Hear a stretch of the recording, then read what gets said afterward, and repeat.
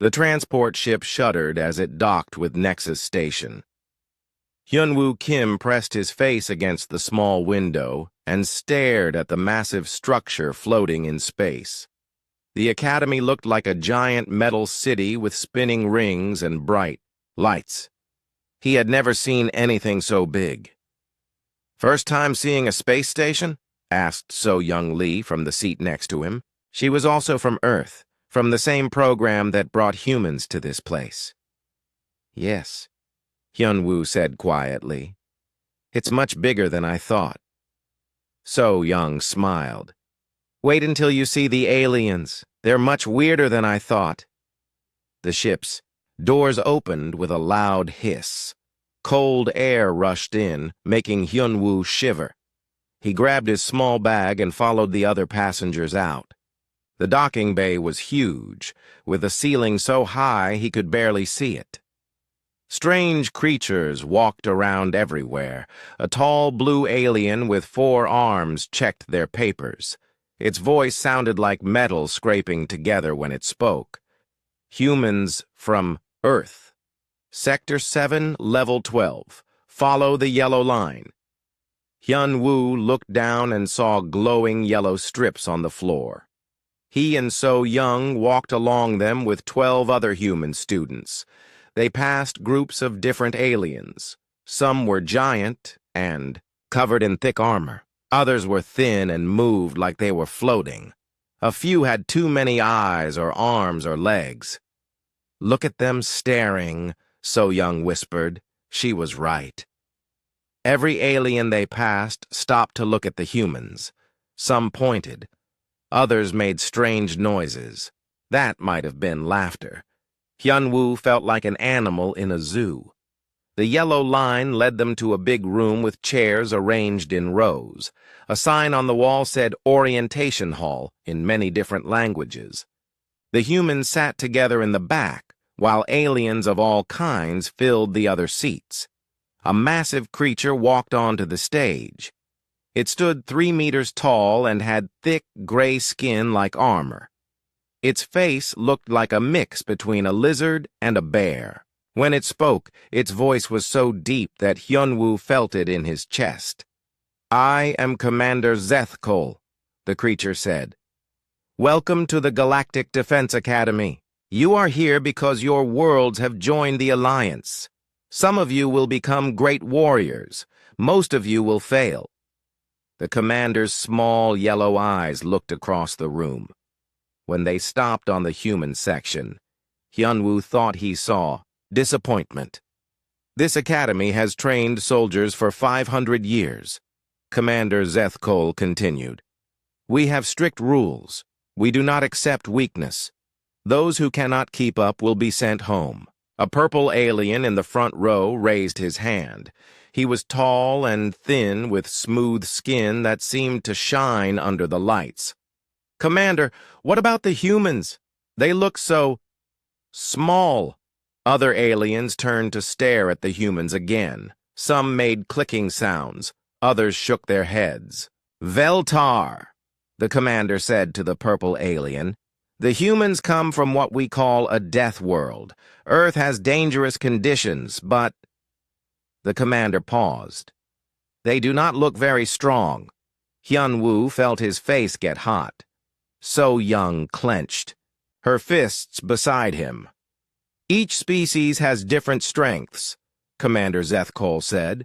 "The Kelthians have natural armor. The Vorthak have great physical power. The Thyssians have mental abilities. Humans have... We will see what humans have." After orientation, the students were taken to their rooms.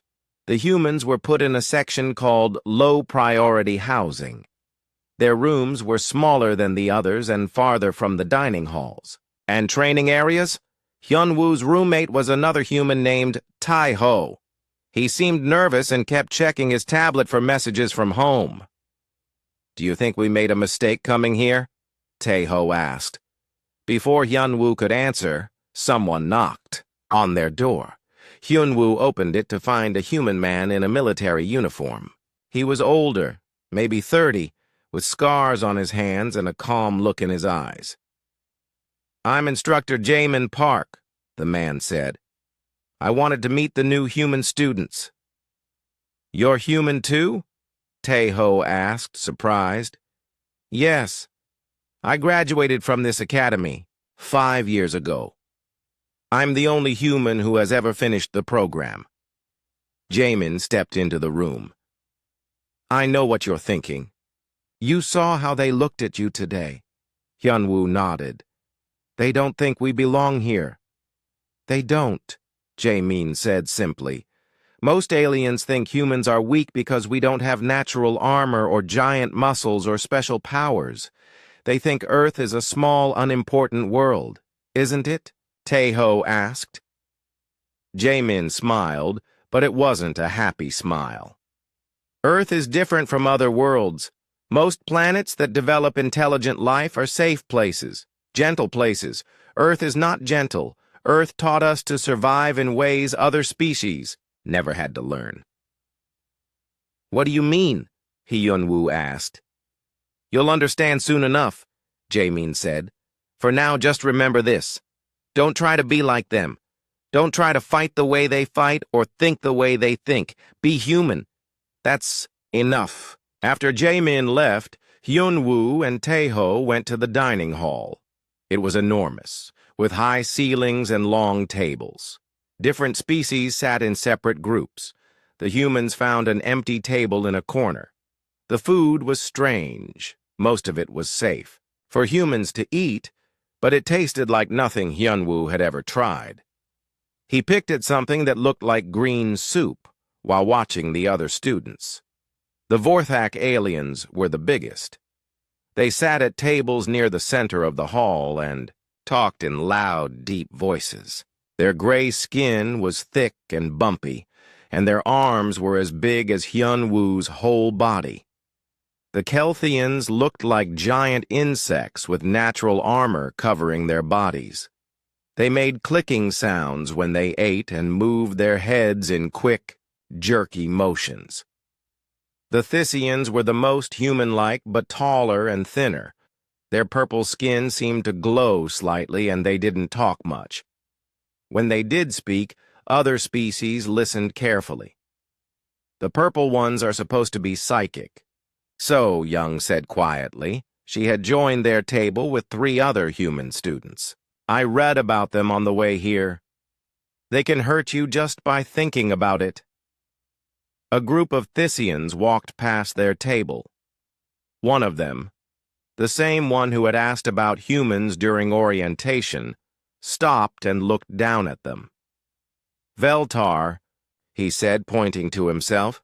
"You are the humans, yes?" "Yes," Hyunwoo said. Veltar's eyes were completely black with no white parts.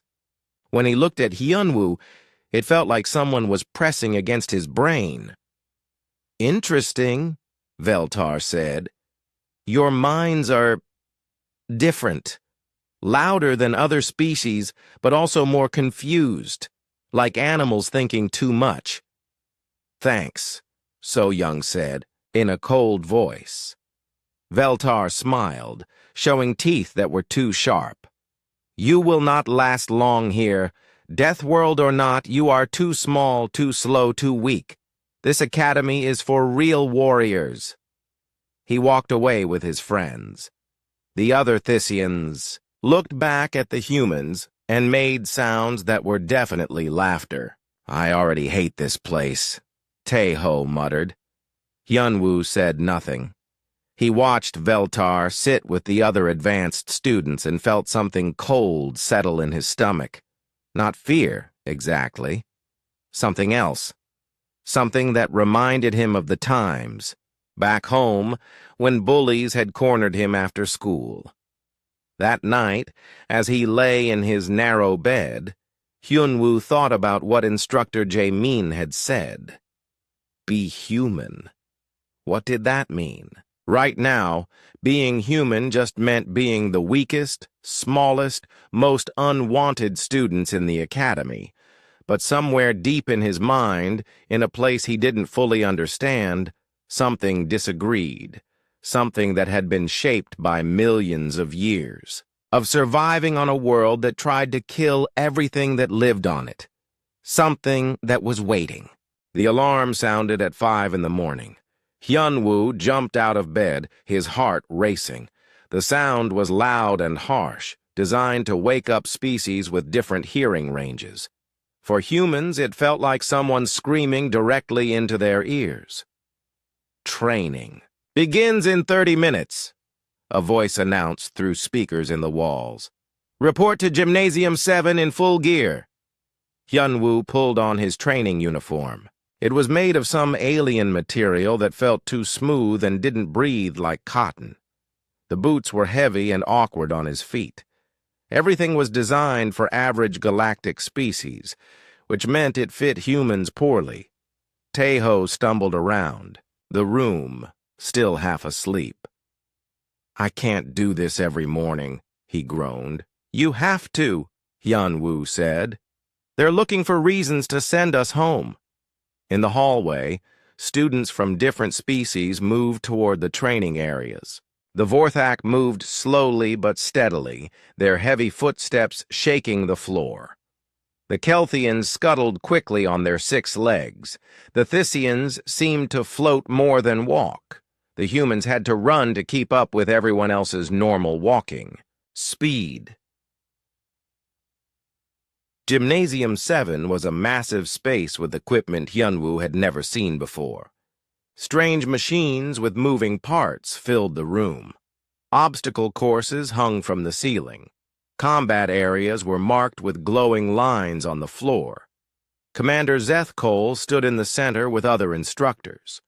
There was a Kelthian with golden armor, a Thyssian with silver markings on her purple skin, and Instructor Jaemin.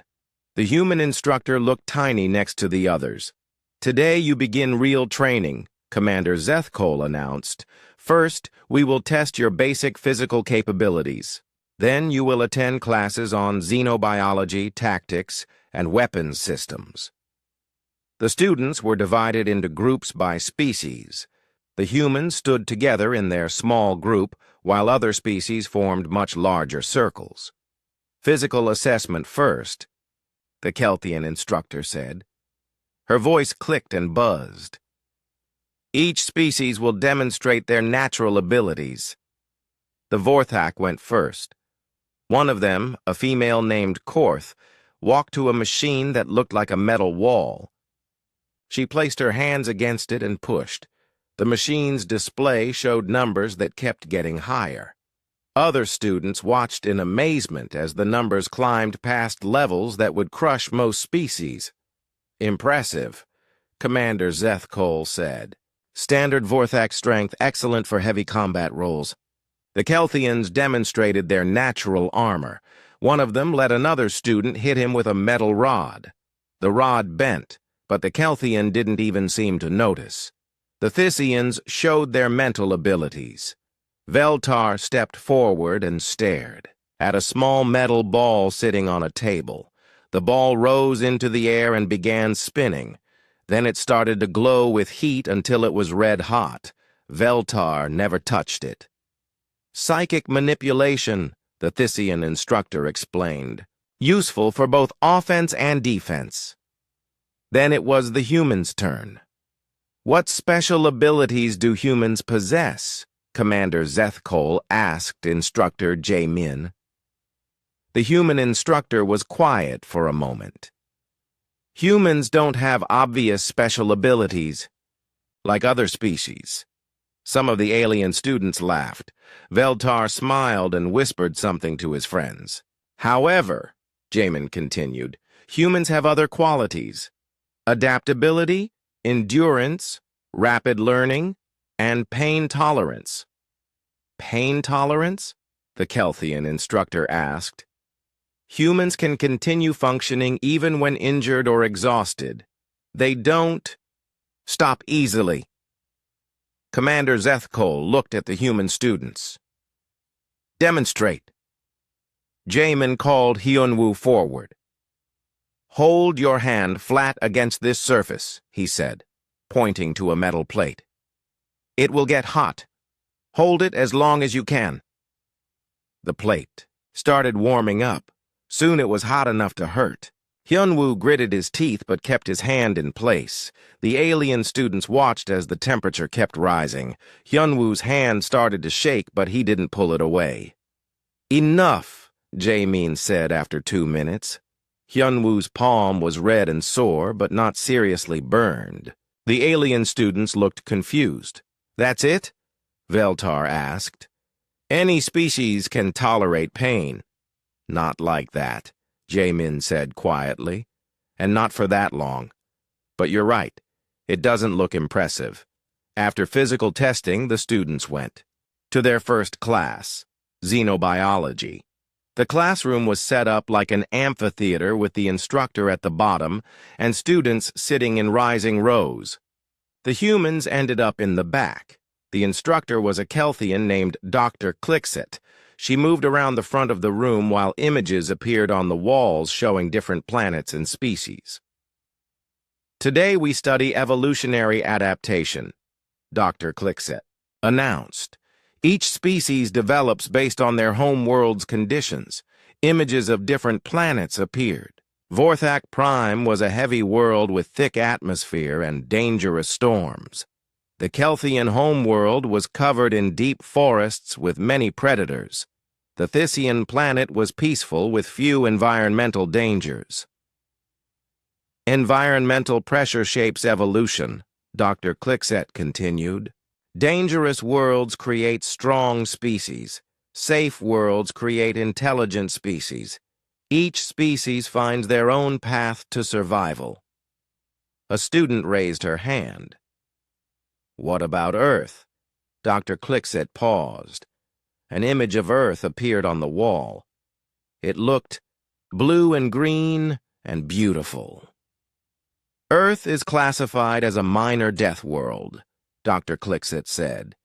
It has some dangerous conditions, but nothing compared to major death worlds like Vorthak Prime or Kelthia.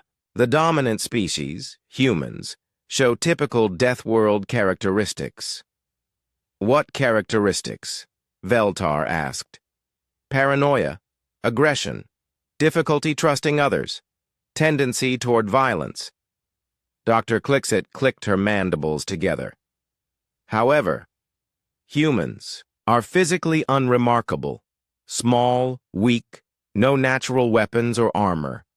This suggests Earth's dangers were not severe enough to produce truly strong adaptations. Hyunwoo felt his face burning. Around the room, alien students looked back at the humans with pity or amusement. Some scholars believe humans survived through luck rather than evolution, Dr. Clixit continued.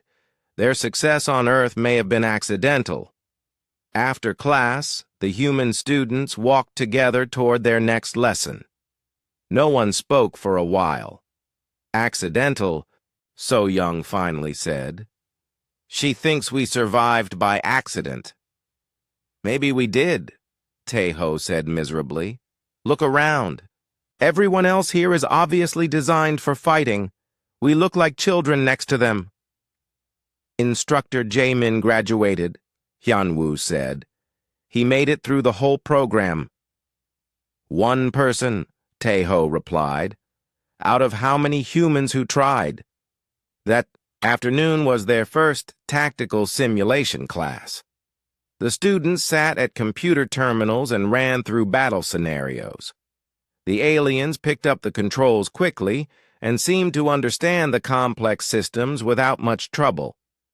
The humans struggled. The alien technology was confusing, and the tactical concepts were different from anything they had learned on Earth. Hyunwoo's team lost every simulation they tried. Pathetic, Veltar said as he walked past Hyunwoo's station. Even with computer assistance, you cannot win a simple battle. But So Young was different. While the other humans failed at the simulations, she seemed to understand something the rest of them missed.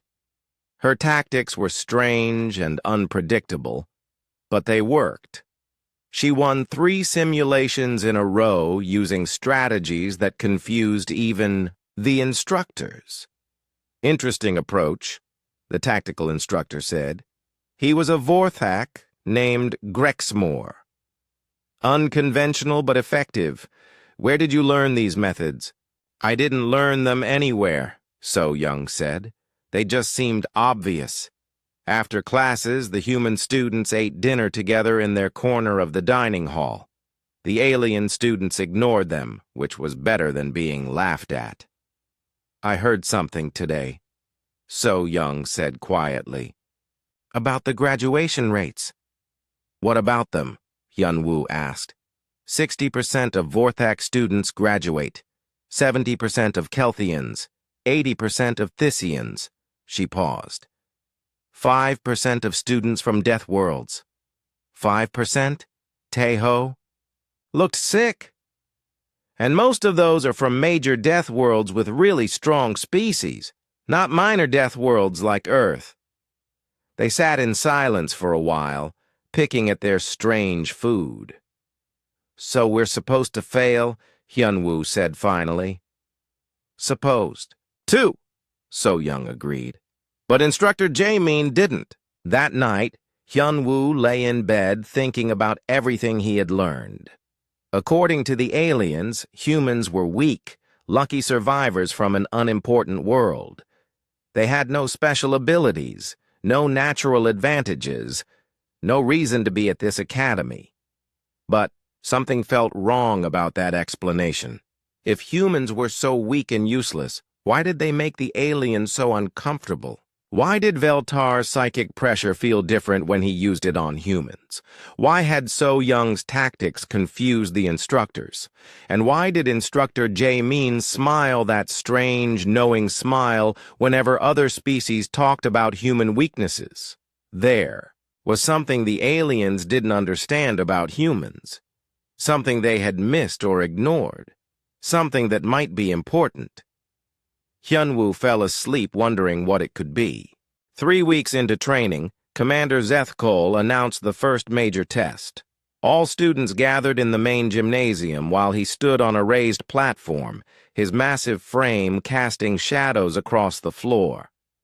Combat assessment begins today. His deep voice rumbled through the space. Each student will face an opponent in hand-to-hand combat. No weapons, no technology, no assistance. Only your natural abilities.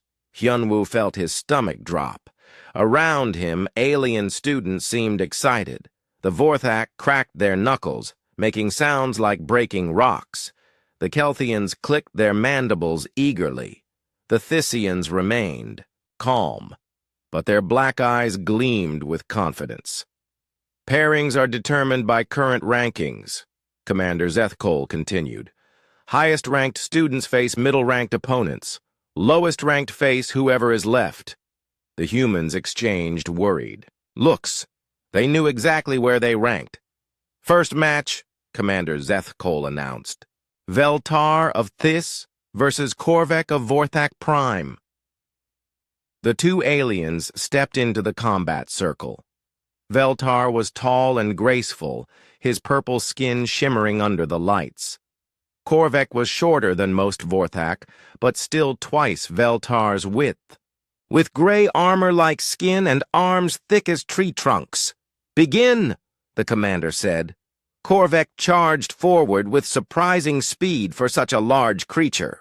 His massive fist swung toward Veltar's head with enough force to crush stone. But the Thysian simply wasn't there anymore.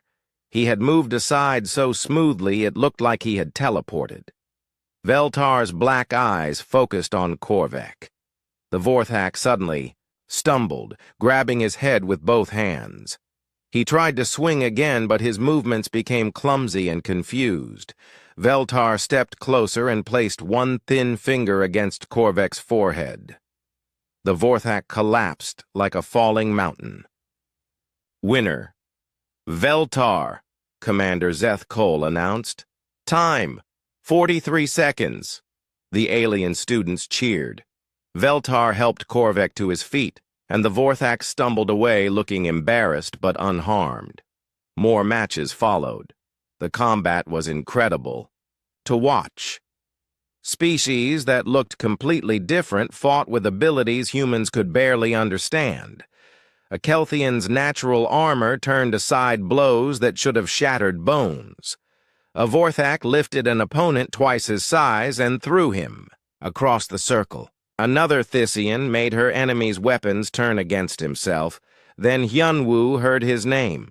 Hyunwoo Kim of Earth versus Korvek of Vorthak Prime. The same Vorthak who had just lost to Veltar. Korvek looked frustrated and angry. Hyunwoo realized he was being given a chance to take out that frustration on an easy target. Hyunwoo walked into the combat circle on shaking legs. Korvek was enormous up close. His skin looked like gray stone, and his arms were longer than Hyunwoo's entire body. When he breathed, it sounded like wind through a cave.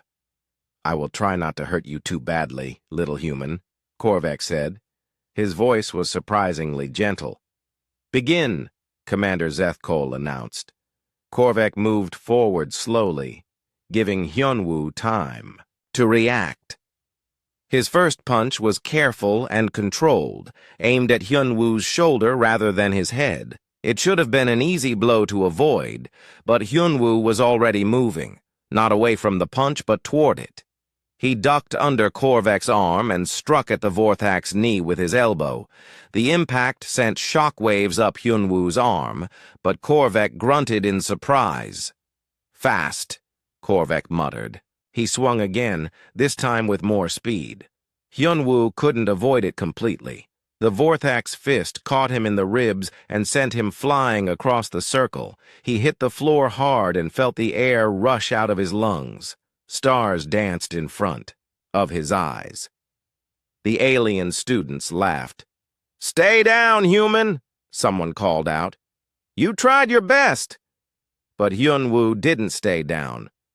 He rolled to his feet and faced Korvek again. His ribs felt like they were on fire, but he could still move. Korvek looked confused. "That blow should have ended the fight." "Probably," Hyunwoo agreed. His voice came out as a wheeze, but he managed to smile. They fought for 8 more minutes. Korvek was stronger, tougher, and had longer reach. He landed hits that should have knocked Hyunwoo unconscious. But every time the human went down, he got back up. Every time Korvek thought the fight was over, Hyunwoo kept moving.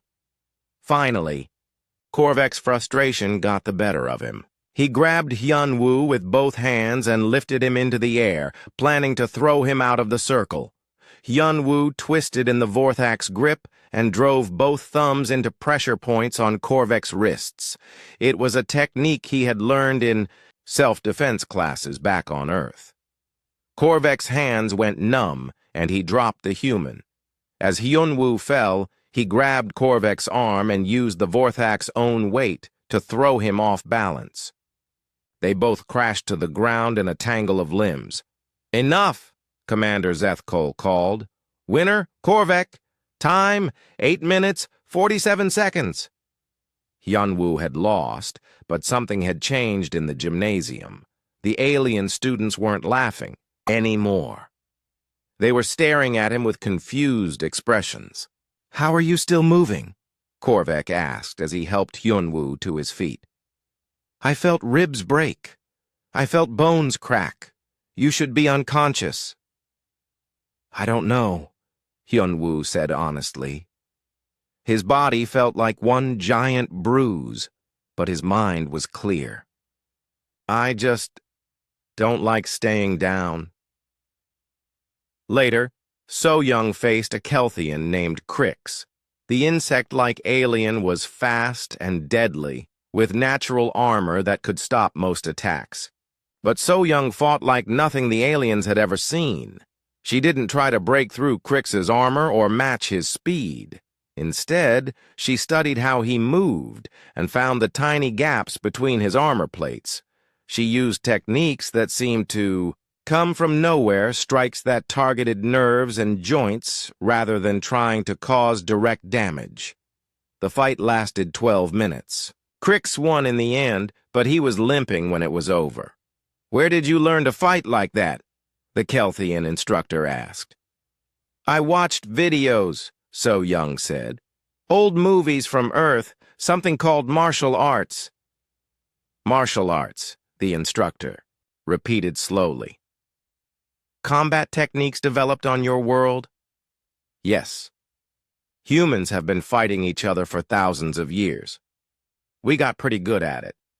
In the medical bay afterward, human and alien students sat together getting their injuries treated.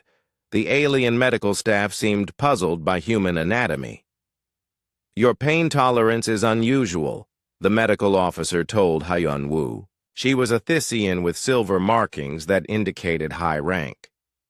"Most species would be unconscious from these injuries." "It hurts," Hyun-woo said, "but not enough to stop me." "Fascinating." "And you, female human," she said to So Young. "Your fighting style targets, neural clusters, and joint weaknesses. This suggests detailed knowledge of alien anatomy." "Not really," So Young said. "I just looked for places that seemed important and hit them." The medical officer exchanged glances with her assistants. "You identified critical vulnerabilities in species you had never encountered before, during combat, without prior study." "I guess so." That evening, the human students ate dinner while nursing their injuries. Despite losing every fight, they felt strangely optimistic. "Did you see their faces?" Taeho asked. He had lasted 6 minutes against a Thyssian who had expected to win in seconds. "They couldn't believe we kept fighting." "They keep saying we're weak," So Young said, "but they also keep acting surprised when we don't break easily." "Maybe we're not as weak as they think," Hyun-woo said. Across the dining hall, groups of alien students kept looking at the humans and talking in low voices. The conversations seemed more serious than before, less dismissive. At the instructor's table, Commander Zethkol was deep in discussion with the other teachers. Instructor Jaemin sat with them, answering questions and occasionally pointing toward the human section. "They're talking about us," So Young observed. "Good or bad?" Taeho asked. "Different," Hyun-woo said. "They're talking about us differently than before." That night, Veltar approached the human table during dinner. The Thyssian's usual arrogant smile was replaced by a thoughtful expression. "Your performance today was unexpected," he said. "We lost every fight," Hyun-woo pointed out. "Yes, but not the way you were supposed to lose." Veltar sat down across from them without being invited. "Korvek is not a weak opponent. He has defeated Kelthians in combat. You should have been unconscious in the first minute." "Sorry to disappoint you," So Young said coldly. "You misunderstand. I am not disappointed. I am curious." Veltar's black eyes focused on Hyun-woo. "When I use my abilities on most species, they react predictably. Fear, pain, confusion. But humans react differently. Your minds are louder but also more stubborn. When I push, you push back." "Is that bad?" Hyun-woo asked. "I do not know. Yet," Veltar said. He stood up to leave, then paused. "But it is interesting." As the Thyssian walked away, the humans looked at each other. "Was that a compliment?" Taeho asked. "I think so," So Young said. "A weird one, but still." Hyun-woo touched his bandaged ribs and thought about the day's fights. They had lost every match, but something had changed. The aliens were starting to notice that humans didn't behave the way they expected. That was a beginning. 3 weeks into training, Commander Zethkol announced the first major test. All students gathered in the main gymnasium while he stood on a raised platform, his massive frame casting shadows across the floor. Combat assessment begins today. His deep voice rumbled through the space. Each student will face an opponent in hand-to-hand combat. No weapons, no technology, no assistance. Only your natural abilities. Hyunwoo felt his stomach drop. Around him, alien students seemed excited. The Vorthak cracked their knuckles, making sounds like breaking rocks. The Kelthians clicked their mandibles eagerly. The Thyssians remained, calm, but their black eyes gleamed with confidence. Pairings are determined by current rankings, Commander Zethkol continued. Highest-ranked students face middle-ranked opponents. Lowest-ranked face whoever is left. The humans exchanged worried looks. They knew exactly where they ranked. First match, Commander Zethkol announced. Veltar of Thys versus Korvek of Vorthak Prime. The two aliens stepped into the combat circle. Veltar was tall and graceful, his purple skin shimmering under the lights. Korvek was shorter than most Vorthak, but still twice Veltar's width, with gray armor-like skin and arms thick as tree trunks. "Begin," the commander said. Korvek charged forward with surprising speed for such a large creature. His massive fist swung toward Veltar's head with enough force to crush stone. But the Thyssian simply wasn't there anymore. He had moved aside so smoothly it looked like he had teleported. Veltar's black eyes focused on Korvek. The Vorthak suddenly stumbled, grabbing his head with both hands. He tried to swing again, but his movements became clumsy and confused. Veltar stepped closer and placed one thin finger against Korvek's forehead. The Vorthak collapsed like a falling mountain. Winner. Veltar, Commander Zethkol announced. Time, 43 seconds. The alien students cheered. Veltar helped Korvek to his feet, and the Vorthak stumbled away looking embarrassed but unharmed. More matches followed. The combat was incredible to watch. Species that looked completely different fought with abilities humans could barely understand. A Kelthian's natural armor turned aside blows that should have shattered bones. A Vorthak lifted an opponent twice his size and threw him across the circle. Another Thyssian made her enemy's weapons turn against himself. Then Hyunwoo heard his name. Hyunwoo Kim of Earth versus Korvek of Vorthak Prime. The same Vorthak who had just lost to Veltar. Korvek looked frustrated and angry. Hyunwoo realized he was being given a chance to take out that frustration on an easy target. Hyunwoo walked into the combat circle on shaking legs. Korvek was enormous up close. His skin looked like gray stone, and his arms were longer than Hyunwoo's entire body. When he breathed, it sounded like wind through a cave. "I will try not to hurt you too badly, little human," Korvek said. His voice was surprisingly gentle. "Begin," Commander Zethkol announced. Korvek moved forward slowly, giving Hyunwoo time to react. His first punch was careful and controlled, aimed at Hyunwoo's shoulder rather than his head. It should have been an easy blow to avoid, but Hyunwoo was already moving, not away from the punch but toward it. He ducked under Korvek's arm and struck at the Vorthak's knee with his elbow. The impact sent shockwaves up Hyunwoo's arm, but Korvek grunted in surprise. "Fast," Korvek muttered. He swung again, this time with more speed. Hyunwoo couldn't avoid it completely. The Vorthak's fist caught him in the ribs and sent him flying across the circle. He hit the floor hard and felt the air rush out of his lungs. Stars danced in front of his eyes. The alien students laughed. "Stay down, human," someone called out. "You tried your best." But Hyunwoo didn't stay down. He rolled to his feet and faced Korvek again. His ribs felt like they were on fire, but he could still move. Korvek looked confused. "That blow should have ended the fight." "Probably," Hyunwoo agreed. His voice came out as a wheeze, but he managed to smile.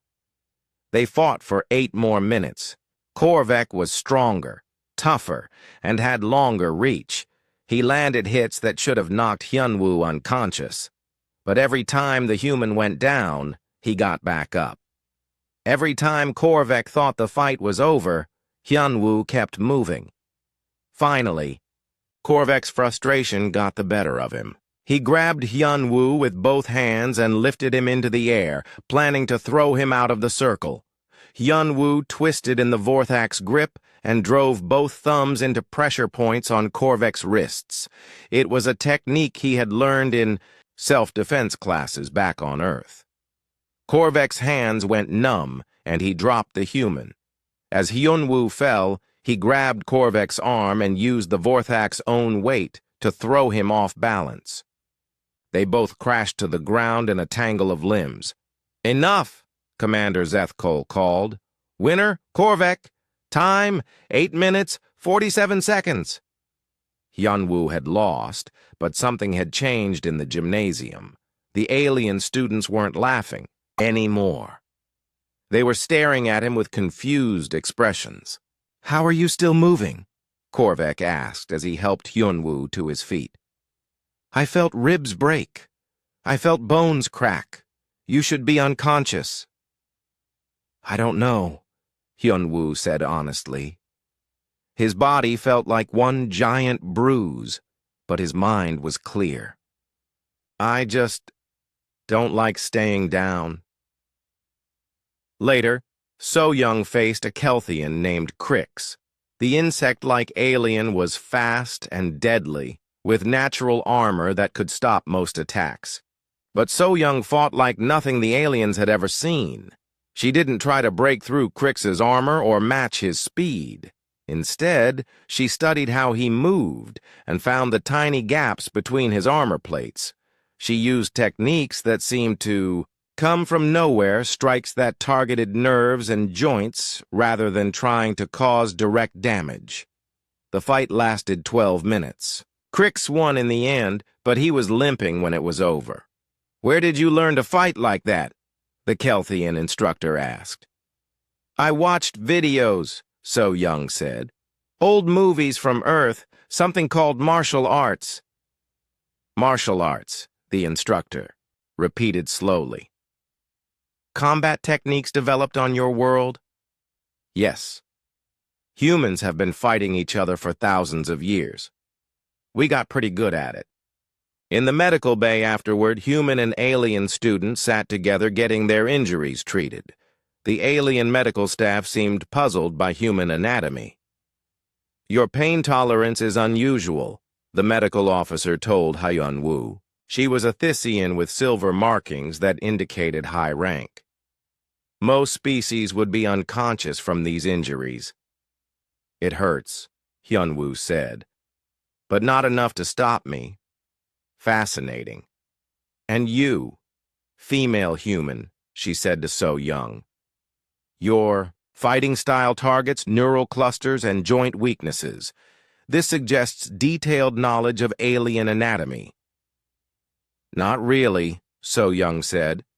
"I just looked for places that seemed important and hit them." The medical officer exchanged glances with her assistants. "You identified critical vulnerabilities in species you had never encountered before, during combat, without prior study." "I guess so."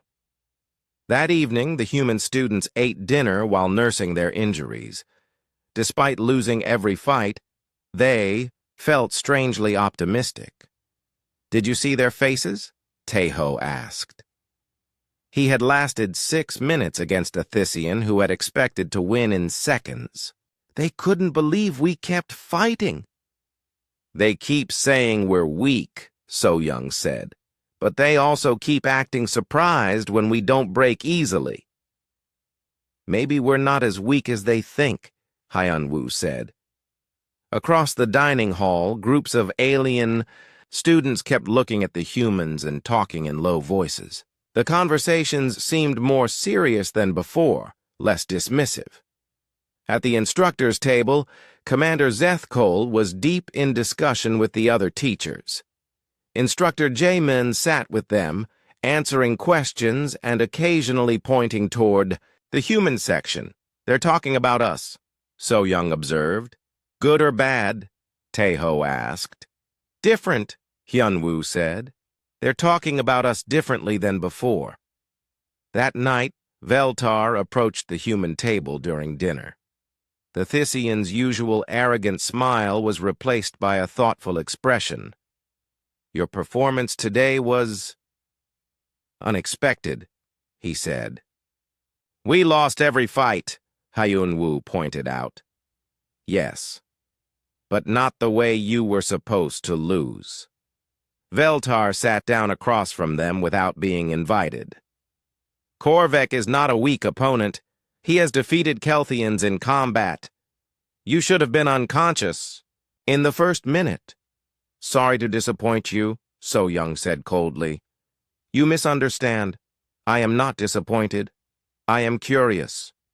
Veltar's black eyes focused on Hyunwoo. "When I use my abilities on most species, they react predictably. Fear, pain, confusion. But humans react differently. Your minds are louder but also more stubborn. When I push, you push back." "Is that bad?" Hyunwoo asked. "I do not know. Yet," Veltar said. He stood up to leave, then paused. "But it is interesting." As the Thisian walked away, the humans looked at each other. "Was that a compliment?" Taeho asked. "I think so," So Young said. "A weird one, but still." Hyunwoo touched his bandaged ribs and thought about the day's fights. They had lost every match, but something had changed. The aliens were starting to notice that humans didn't behave the way they expected. That was a beginning. 2 months after the first combat assessments, Commander Zethkol made an announcement that changed everything. "The Academy will host special exhibition matches next week." His deep voice echoed through the main assembly hall. "Representatives from member worlds will visit to observe our training methods and student progress." The alien students stirred with excitement. Exhibition matches were rare opportunities to show off their skills to important people from their home worlds. Victories here could lead to better assignments after graduation. Selected students will demonstrate combat techniques in front of distinguished guests, the commander continued. These demonstrations will show the proper hierarchy of galactic military forces. Hyunwoo noticed that last phrase. Proper hierarchy. It sounded like the matches were meant to prove something specific about who was stronger than whom. After the announcement, students gathered in small groups to discuss who might be chosen for the exhibitions. The Thisians seemed confident they would be featured prominently. The Vorthak and Kelthians also expected to participate. The humans sat together in their usual corner, not expecting to be included. "They won't pick us," Taeho said. "We're still at the bottom of the rankings." "That might be the point," So Young said thoughtfully. "If they want to show proper hierarchy, they need someone to lose." She was right. The next day, the exhibition match list was posted on the Academy's main display board. 12 fights were scheduled, featuring students from different species and skill levels. The final match on the list made several people stop and stare. Veltar of This versus Hyunwoo, Kim of Earth. "They want me to fight Veltar?" Hyunwoo asked Instructor Jamin later that day. "It appears so."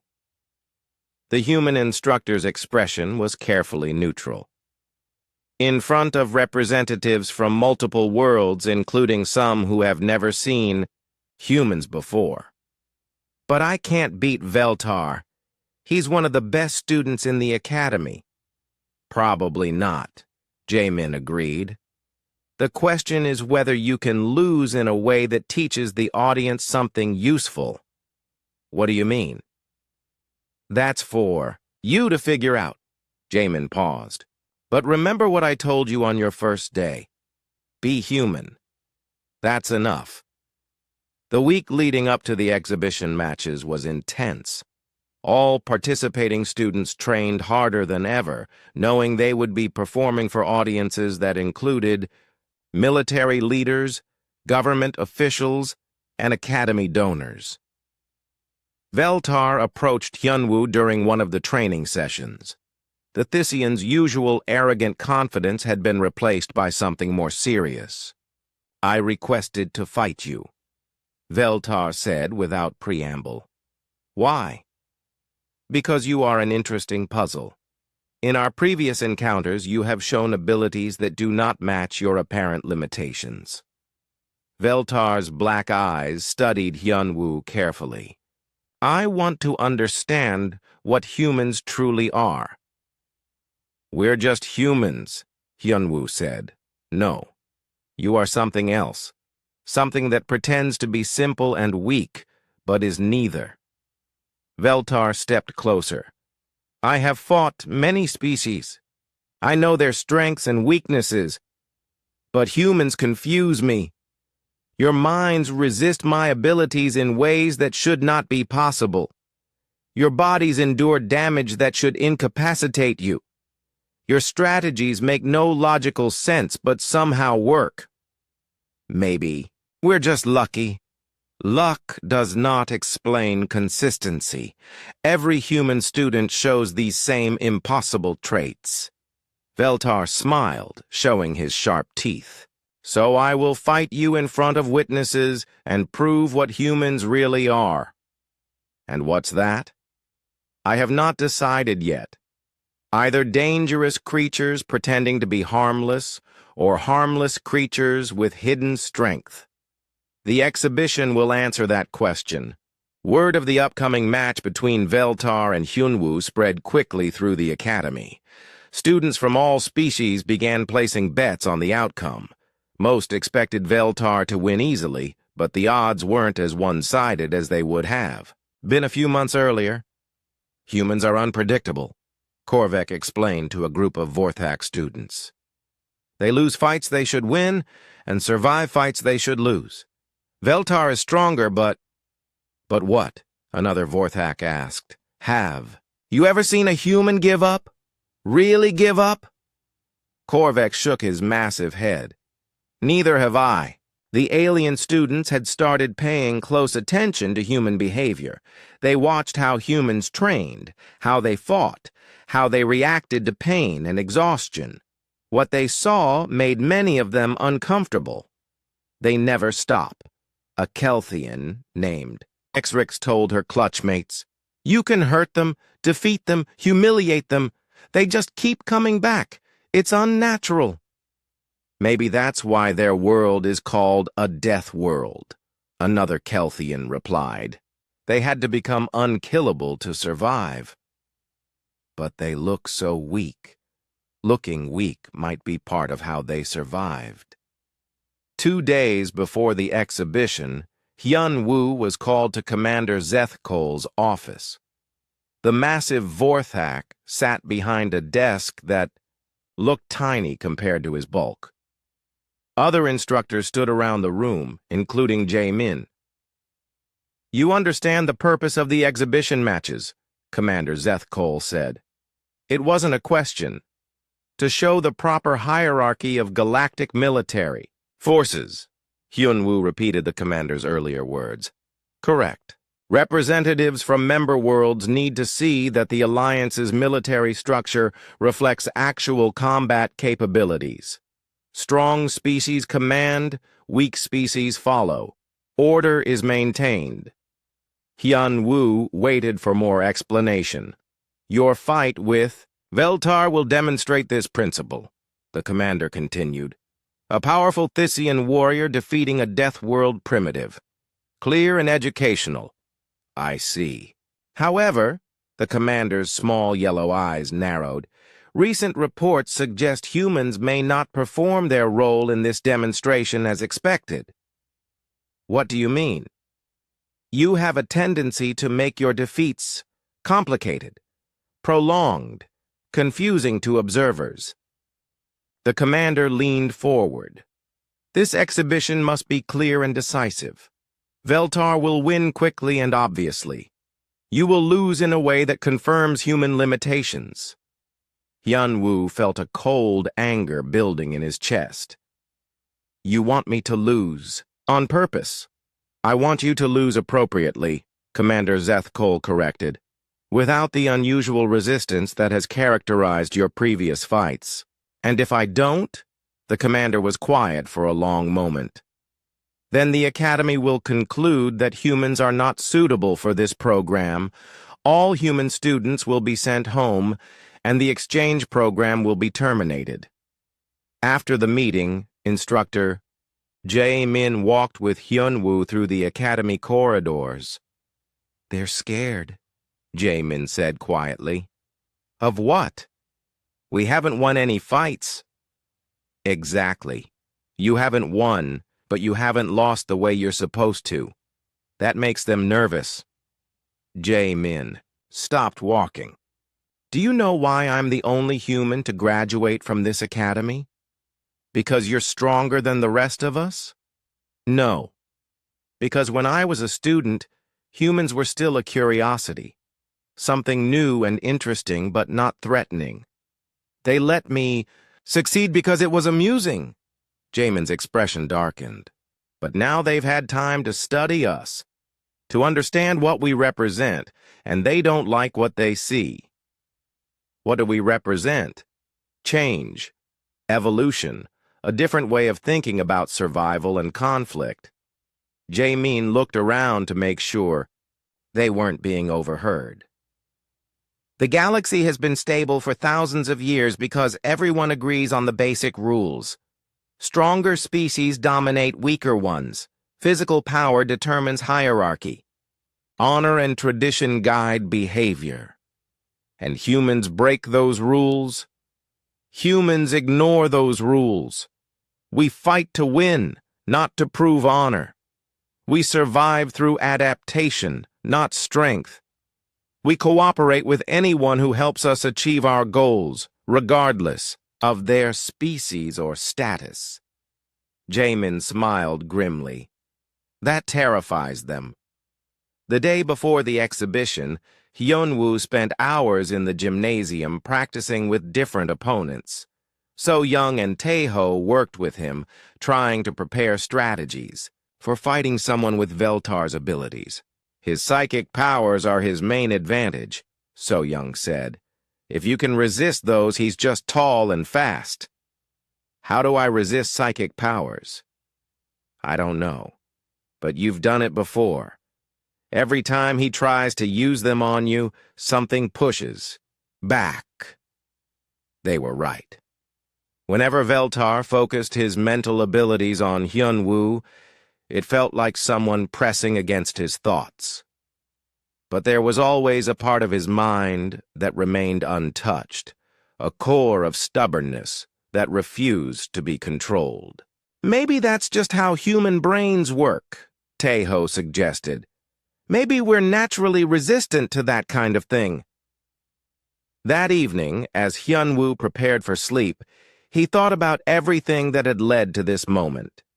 3 months ago, he had been a quiet student from Earth who just wanted to learn about other worlds. Now he was expected to represent his entire species in front of galactic leaders. The expectations were clear. He was supposed to lose quickly and obviously, proving that humans knew their place in the cosmic hierarchy. But as he lay in his narrow bed, listening to the hum of the space station around him, Hyun-woo realized something important. He didn't care what he was supposed to do. Tomorrow, he would step into that combat circle and be exactly what he was. Human. A product of a world that had spent millions of years trying to kill everything on it and had failed. Whether that was enough remained to be seen. The main gymnasium had been transformed for the exhibition matches. Rows of seats surrounded the central combat area, filled with distinguished visitors from across the galaxy. Military commanders, government officials, and academy benefactors sat in groups organized by species, their conversations creating a buzz of different languages and sounds. Hyun-woo stood with the other participating students in a waiting area adjacent to the main floor. Through the windows, he could see the impressive audience, Vorthak generals with their massive frames and ceremonial armor, Kelthian administrators with polished carapaces that gleamed under the lights, Thyssian diplomats whose purple skin seemed to shimmer with psychic energy, and scattered among them a handful of human representatives. They looked small and out of place among the alien dignitaries, but their presence felt significant to Hyun-woo. The final match will be the most important, Commander Zethkol announced to the waiting students. It will demonstrate the proper relationship between advanced species and Deathworld inhabitants. Veltar stood nearby, his usual confidence enhanced by the formal setting. He had prepared extensively for this fight, practicing techniques specifically designed to subdue opponents quickly and cleanly. "Do not disappoint the audience," the commander added, his yellow eyes lingering on Hyun-woo. The exhibition matches began with demonstrations of basic combat techniques. Students from different species showed their natural abilities to impress murmurs from the crowd. A Vorthak cadet lifted weights that would crush most beings. A Kelthian displayed the defensive capabilities of her natural armor. A Thyssian moved objects with his mind while maintaining perfect composure. Then came the actual fights. Each match had been carefully planned to showcase specific aspects of galactic military hierarchy. Stronger species defeated weaker ones in displays that were educational rather than competitive. The audience took notes and discussed what they observed with satisfied approval. Everything proceeded according to plan until the final match was announced. Veltar of Thys versus Hyun-woo Kim of Earth, the announcer's voice echoed through the gymnasium. The crowd settled into expectant silence. This fight represented more than just combat technique demonstration. It was meant to show the entire galaxy where humans fit in the cosmic order. Hyun-woo walked into the combat circle feeling strangely calm. The nervousness he had expected was replaced by a quiet focus that reminded him of hunting trips back on Earth. The same alertness, the same readiness for unexpected dangers. Veltar entered from the opposite side, moving with the fluid grace that made all Thyssians seem like they were dancing rather than walking. His black eyes surveyed the audience before focusing on his opponent.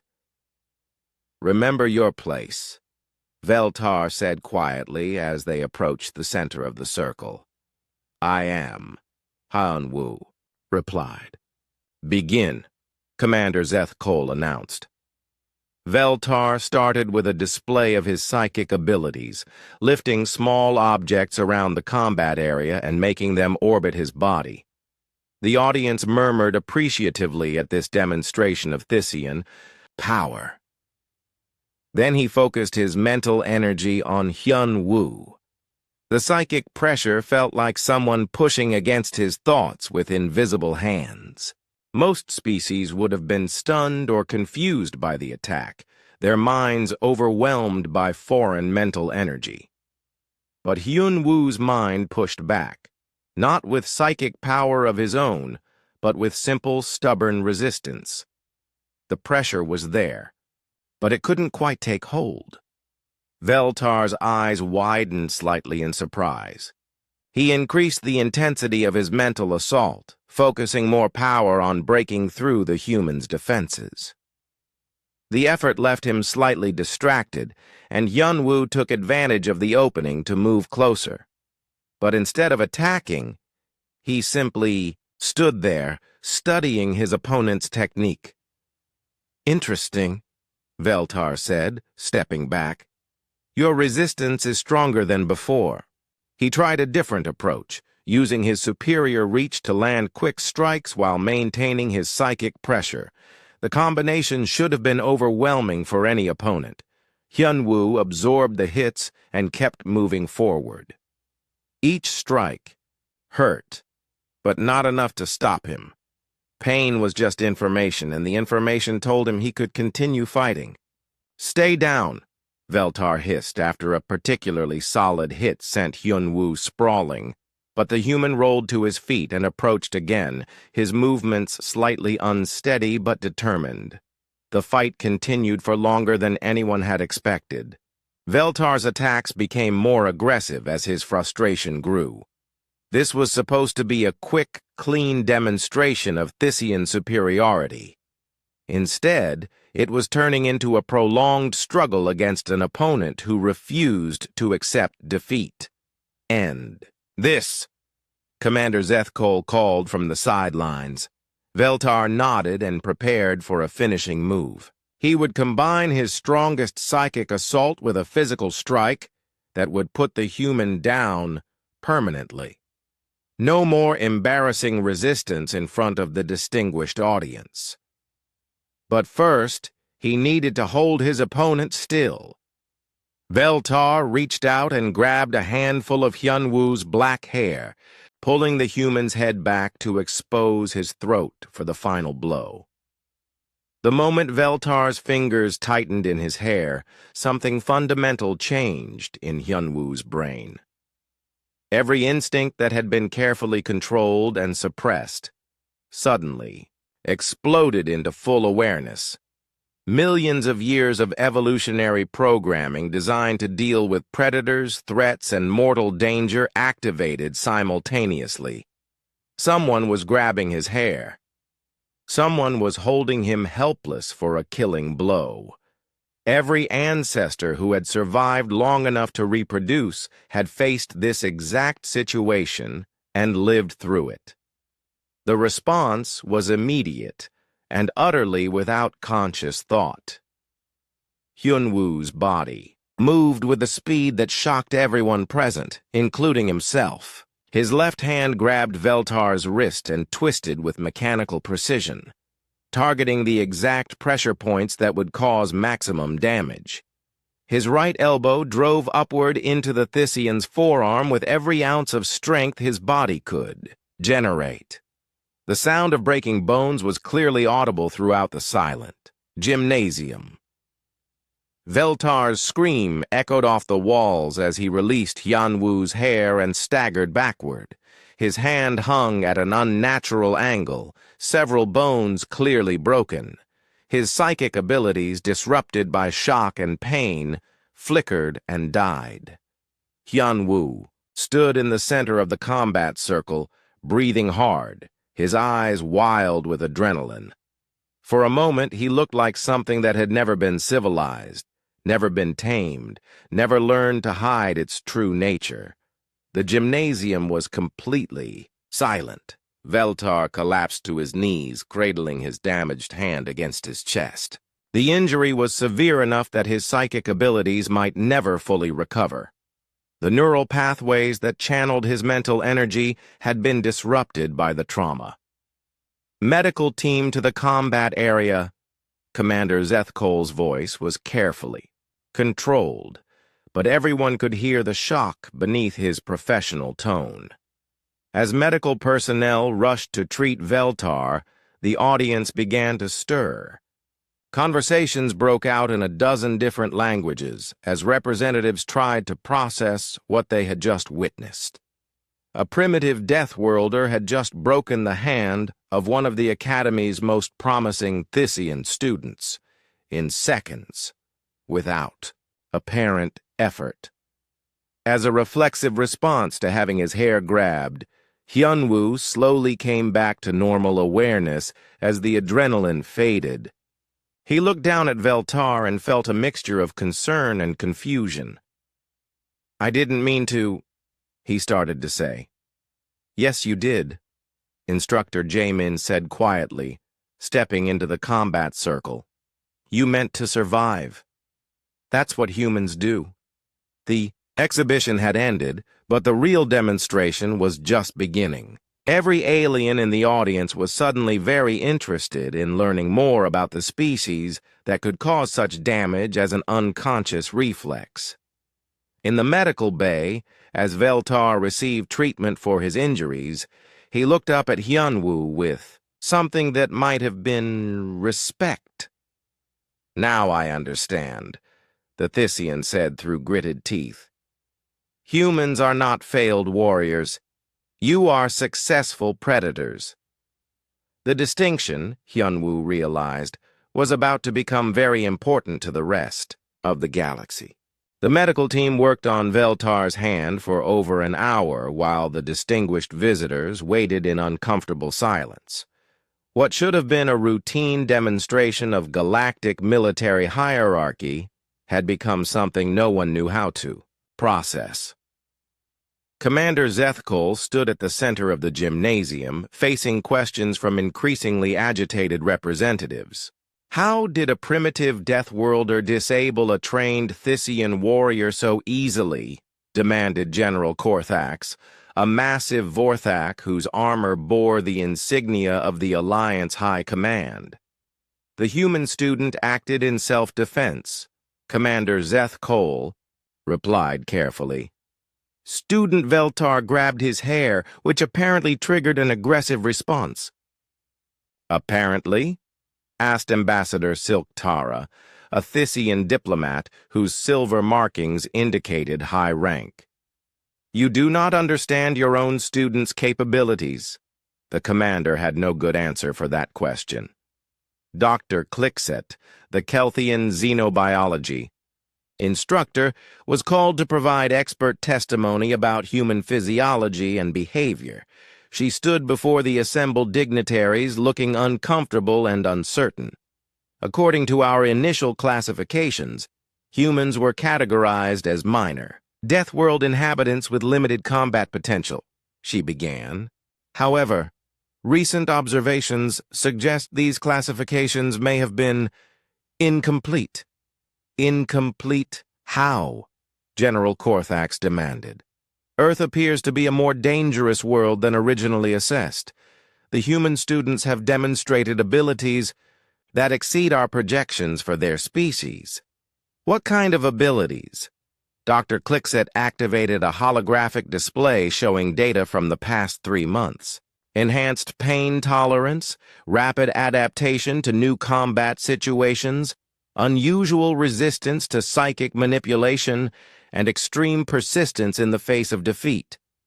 The data painted a picture that made many of the alien representatives shift uncomfortably in their seats.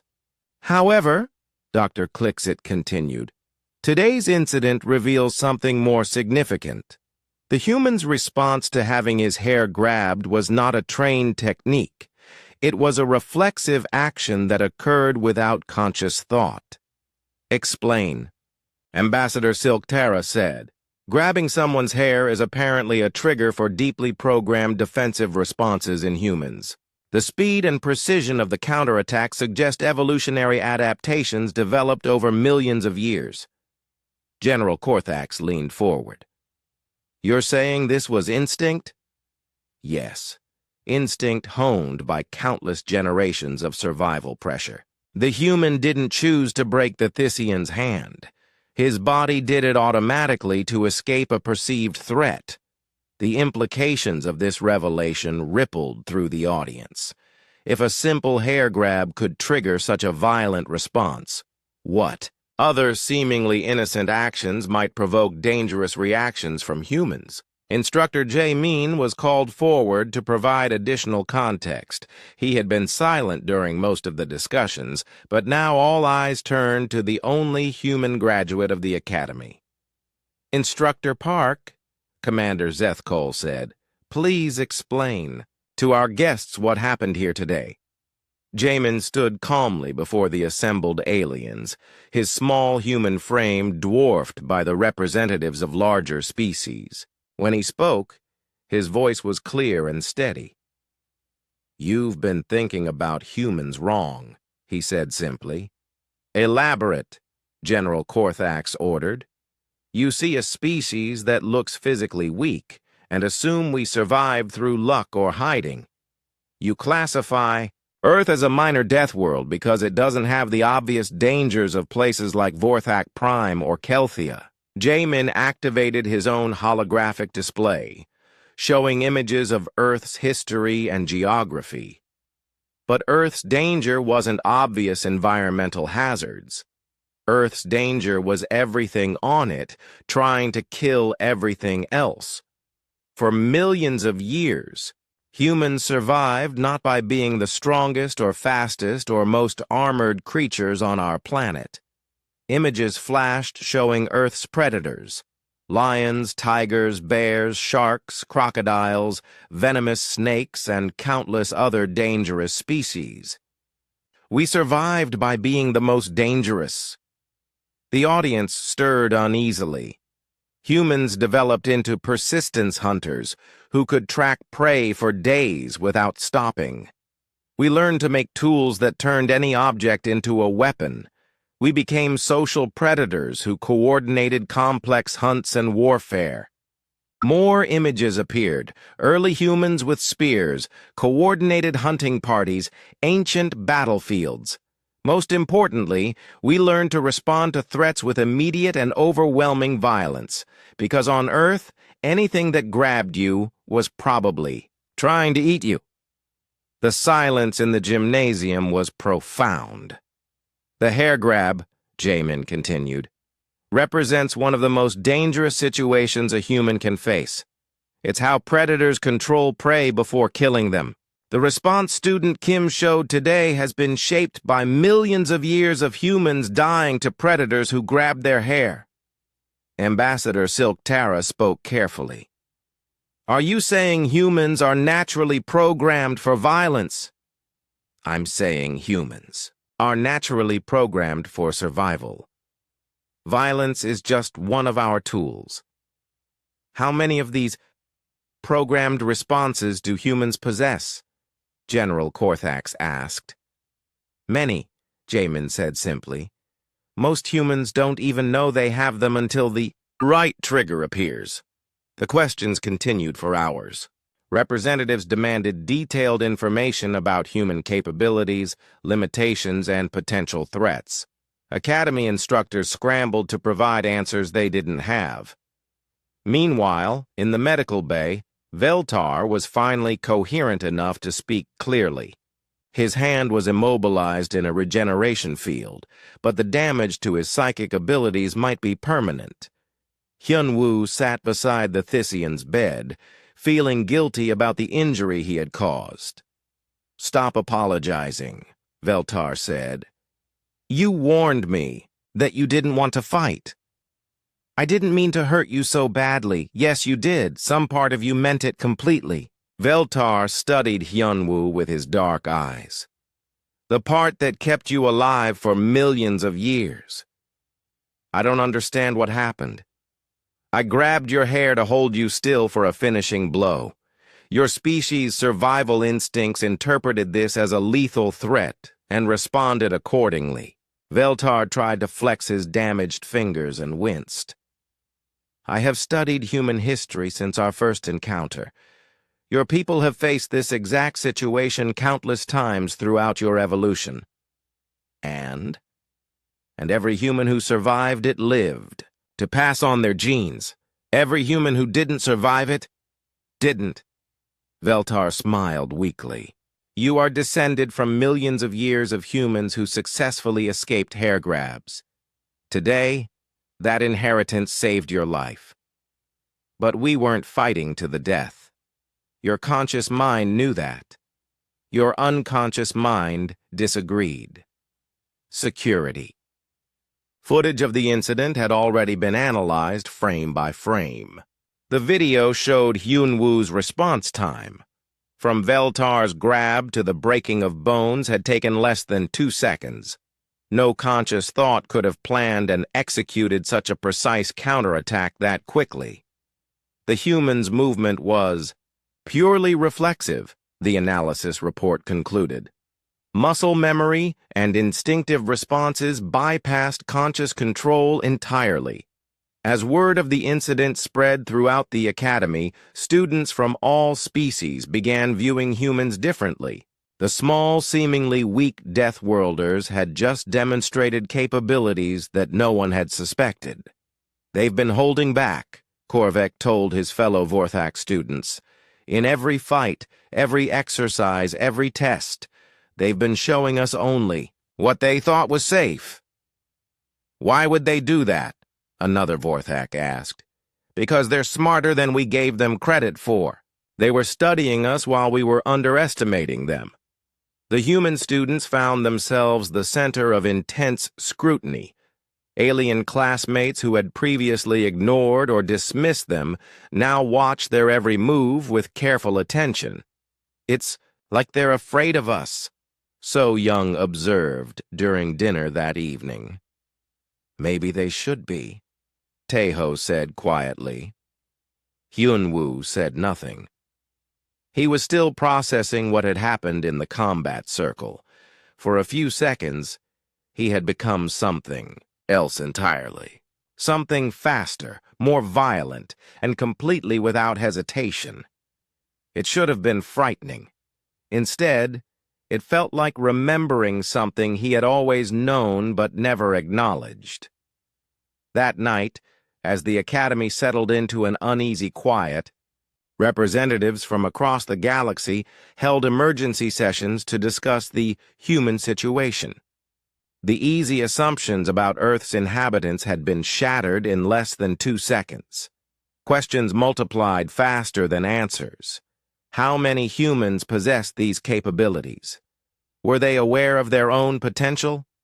Could these responses be trained or controlled? And most importantly, what did this mean for the galaxy's carefully maintained balance of power? In his private quarters, Commander Zethkol reviewed the day's events with growing concern. The exhibition had been meant to confirm existing hierarchies, not reveal new threats. But as he watched the security footage again, focusing on the moment when the human's demeanor changed completely, one thought dominated his mind. If this was how humans reacted to having their hair grabbed, what would they do when they were truly threatened? The answer to that question, he suspected, was something the galaxy was not prepared to learn. 3 weeks after what Academy records officially called the hair incident, everything had changed. New protocols governed human students' activities. Combat exercises required additional safety measures. Psychological evaluations became mandatory for all Deathworld species. Most significantly, the Academy's entire approach to human training was completely revised. Commander Zeth Cole stood before a panel of Alliance military leaders, delivering his final report on the situation. The massive Vorthak looked uncomfortable as he explained how decades of assumptions about human capabilities had been proven wrong in a matter of seconds. "Our initial assessments of Earth's inhabitants were based on incomplete data," he admitted. "We observed their physical characteristics and assumed we understood their capabilities. We were wrong."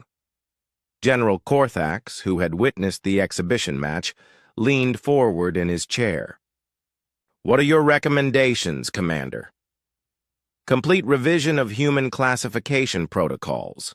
Earth should be reclassified as a major death world.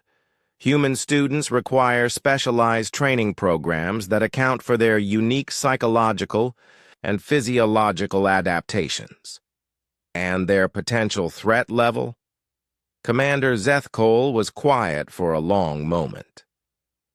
"Unknown but significant. The incident revealed capabilities we didn't know existed. There may be others we haven't discovered yet." Meanwhile, in the Academy's medical research facility, Dr. Klixet was conducting the most comprehensive study of human biology ever attempted. Her findings were reshaping xenobiological understanding of Deathworld evolution. Human reflexes operate, On multiple levels, she explained to her research team. Conscious responses, subconscious responses, and what we're now calling survival protocol responses that bypass normal neural pathways entirely. Her assistant, a young Kelthian named X-Rex, reviewed the data with fascination and concern. The hair grab response appears to be just one of many such protocols. We've identified at least 15 other potential triggers. 15? Dr. Clickset's mandibles clicked nervously. What kind of triggers? Throat contact, limb restraint, certain sound frequencies, sudden movement in peripheral vision? Ixrix continued reading from her tablet. The humans we've tested show measurable physiological changes when exposed to these stimuli, even in safe environments. They're living weapons, another researcher muttered. No, Dr. Clickset corrected. They're living survivors. There's a difference. In the Academy's combat training areas, human students now practiced under completely different circumstances. Instead of being paired with opponents who underestimated them, they faced instructors who understood exactly how dangerous they could be. Yun Wu found himself working with Commander Zethkol personally. The massive Vorthak had requested the assignment, claiming he needed to understand human combat psychology for his reports. "Show me the response again," the commander said, but controlled this time. They had developed a training protocol where Hunwu could practice the hair grab counterattack without actually injuring anyone. The commander wore protective gear and moved in slow motion to trigger the reflex while keeping everyone safe. Even in this controlled environment, the speed and precision of Hyunwoo's response was remarkable. His body moved with mechanical efficiency, targeting exactly the right pressure points with exactly the right amount of force. "Fascinating," Commander Zethkol said after the exercise. "You're not thinking during the response at all, are you?" "No," Hyunwoo said. "It just happens. Like breathing or blinking." "And this is normal for humans?" "I think so. I never really thought about it before coming here." The commander made notes on his tablet. "What other situations trigger similar responses?" "I don't know. Instructor J. Mean says we probably won't discover them all unless we encounter specific threats." "That," Commander Zethkol said grimly, "is what concerns the Alliance leadership." Veltar had become an unexpected advocate for understanding human capabilities. His injured hand had healed, but his psychic abilities remained diminished. Instead of resenting Hyunwoo for the damage, he had become fascinated by the implications of the incident. "You must understand," he told a gathering of Thyssian military representatives via holographic communication, "humans are not like other Deathworld species. Most dangerous creatures evolve obvious threats: size, strength, armor, venom. Humans evolved intelligence and hidden capabilities." "Hidden how?" asked one of the representatives. "They look harmless until triggered. Then they become extremely dangerous very quickly. It's the perfect evolutionary strategy for a social species on a dangerous world." "Are they a threat to the Alliance?" Veltar considered the question carefully. "Only if we make them one. The human students show remarkable restraint and control, but that restraint is learned behavior, not evolutionary programming. In a true crisis situation..." He left the sentence unfinished, but the implication was clear. Academy social dynamics had shifted dramatically. Human students were no longer at the bottom of the informal hierarchy. Instead, they occupied a unique position that other species weren't sure how to categorize. "They're not stronger than us," Korvek explained to a group of new Vorthak students, "but they're more dangerous. Strength you can measure and plan for. Instinctive responses that bypass conscious thought are harder to predict." Should we be afraid of them? A young Vorthak asked. You should be respectful of them, Korvek corrected. Same way you'd be respectful of any dangerous tool. Useful when handled properly, hazardous when misunderstood. So Young had embraced her new reputation as a tactical innovator. Military instructors from multiple species now studied her unconventional strategies, trying to understand how human pattern recognition worked. You see opportunities that we miss, Instructor Grexmore told her during one of their sessions. Weaknesses in formations that should be solid, approaches that should be impossible.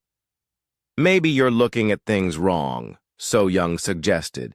You think about honor and tradition and proper procedures. We think about what works. And what works for humans is deception, misdirection, and exploiting opponent psychology. What works for humans is surviving. Whatever that takes. The comment was recorded and became part of official Alliance documentation about human military philosophy. New human students arrived at the academy 6 months after the incident. They found a very different environment than their predecessors had faced.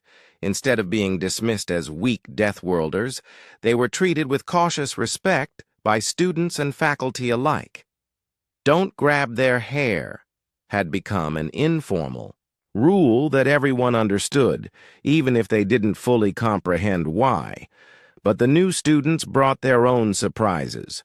During orientation exercises, they demonstrated the same unusual capabilities that had shocked the academy. Exceptional.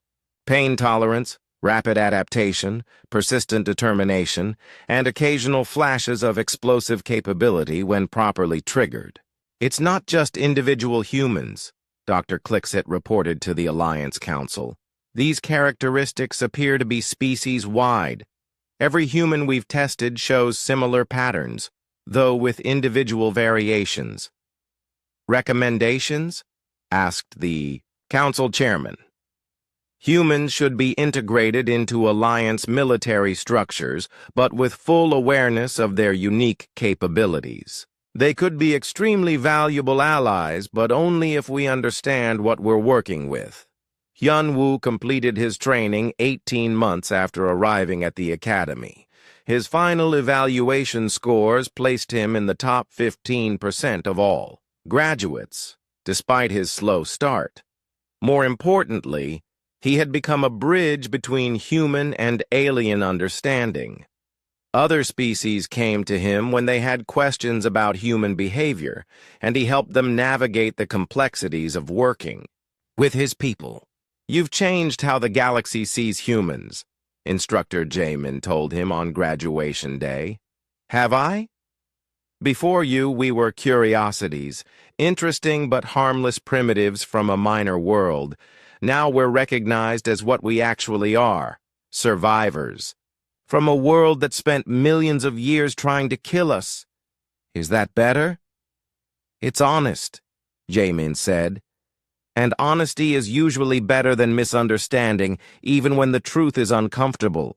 The graduation ceremony itself reflected the new reality.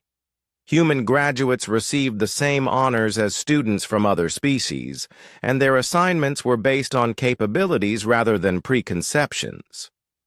Hyun-woo was assigned to a joint species, tactical unit that specialized in unconventional warfare.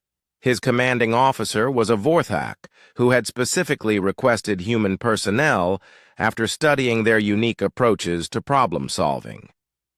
As he prepared to leave the academy, Hyun-woo reflected on everything that had changed since his arrival. The simple act of having his hair grabbed in a combat exercise had revealed truths about humanity that even humans hadn't fully understood.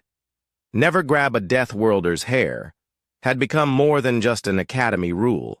It had become a reminder that appearances could be deceiving, that evolutionary pressure created capabilities that weren't always obvious, and that survival instincts honed over millions of years didn't disappear just because a species became civilized. The galaxy was still learning what it meant to have humans as neighbors, allies, and potential threats. But at least now they were learning from a foundation of truth rather than assumption, and somewhere in the vast reaches of space, on worlds that hadn't yet encountered humans, other species,